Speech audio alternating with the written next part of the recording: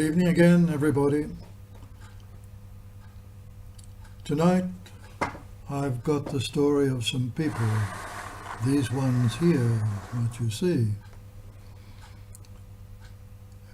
Many of those young people standing in front of their computers are people from the islands like those I spoke about in Papua New Guinea. All of them were unable to do anything after grade 6, and they'd been told to go home and live with their parents and live the life of a village, but they wanted something else. They wanted education, more education, so that they could have a life and make a living, to look after their own families in the world that they found on the mainland of Papua New Guinea, and the world that they knew was in Australia and in many other parts of the world. A world quite different to their own, but a world that demanded education if they were ever to make their way in it. How did they get there? Well, this is the story. After many years in the islands, and after seeing many primary schools start in the islands, I began to notice that the population was very quickly getting greater, because health services also were in the islands. Children were surviving longer and the population was growing. And as the children grew up into their teens, I was beginning to see a lot of young people around who were not really living the life of the village, but just walking around, sailing around, doing nothing much. And their future didn't look too bright for them and to me. And I knew that they wanted something else. They wanted higher education, secondary education. Maybe they thought about university too, I don't know. But they were very unsatisfied just to stay home, and they really weren't fitting into life at home.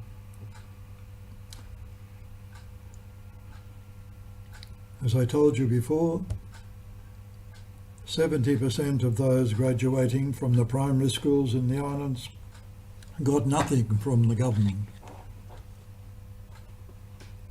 Only 30% did. So what to do about it? Well, with a couple of people, a grade 6 teacher and one of the men from the island where I was staying, we tried all sorts of things. We tried distance education.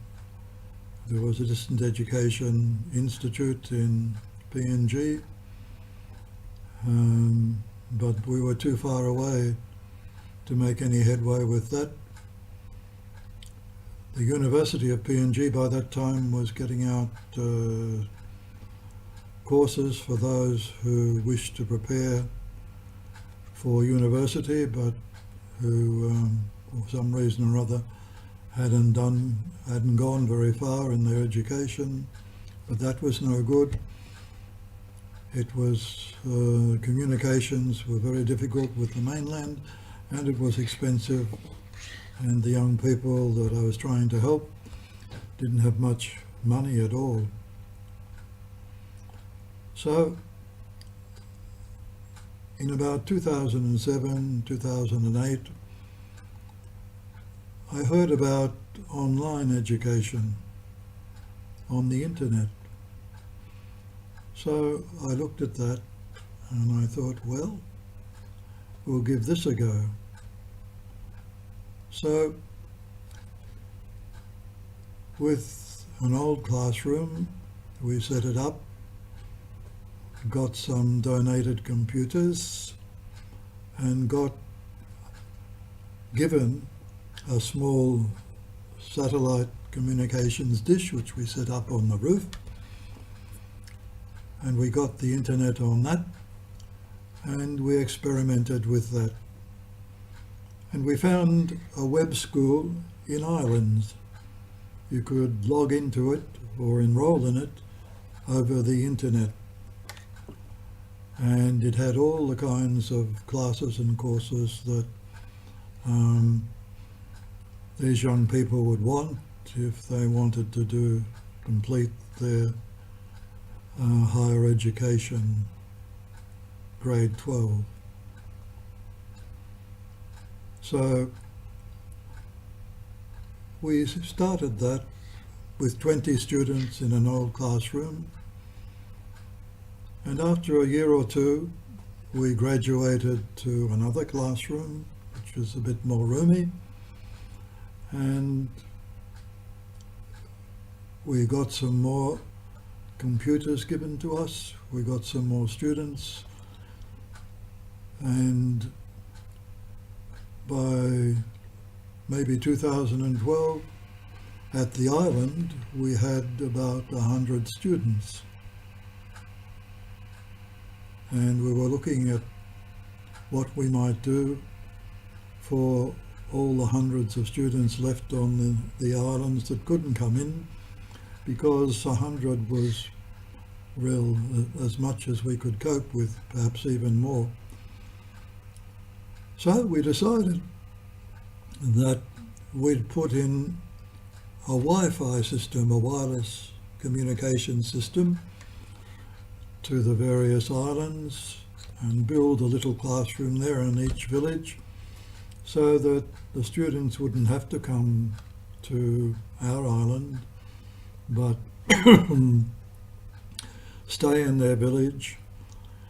We'd get computers for them and put solar panels on the roofs so that they could log into the same Irish web school that the students on our island were going for their classes. We did that successfully for a time, but something happened, and maybe I'll have to tell you about that next time. For now, God bless.